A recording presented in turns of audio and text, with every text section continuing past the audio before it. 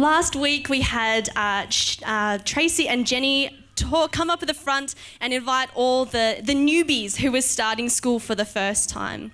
And I was one of those newbies, and it was a week of firsts last week for me as well. And I started my first day of teaching. Oh, thank you, everyone. It's trialling. No, it was great. And I had the pleasure of having my little class of year sevens, my year seven little homeroom class, come into the school for the very first time, all stunned and overwhelmed and scared and shaking and, just sweating, couldn't undo their lock or anything. And they came into my classroom and, bless their souls, they had a bunch of questions. And they honestly had every question under the sun. Miss, how do I do my locker? Miss, when can I get my iPad set up? When are immunisations? How big is the needle? What happens if I don't get them? Will I die? Miss, what books do I need? Where's camp? What time do we have to go to bed? What time do we have to get up? Can I bring lollies? Are we going to stop for a toilet stop? Why do we have to eat vegetarian food at camp? I hate vegetarian food. Do you label my books, or do I have to label my books? Can I have another copy of my timetable? Because I coloured it really messily and my mum wants me to do it again.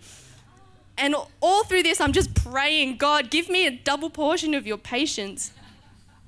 And then we got to Bible, and I'm thinking, okay, we'll just calm it down and there'll be less questions and people are hearing these things for the first time. But lo and behold, there were just more and more questions. Who created God? Did Jesus drink wine? Why is Seventh-day Adventists vegetarian? Where in the Bible does it say who gets to go to heaven and who doesn't? And do we get to heaven by being good? And like my year sevens, maybe you guys have come to church this morning with a lot of questions. You've come to church with a lot of questions about God, who he is, what is happening in our world, why it's happening.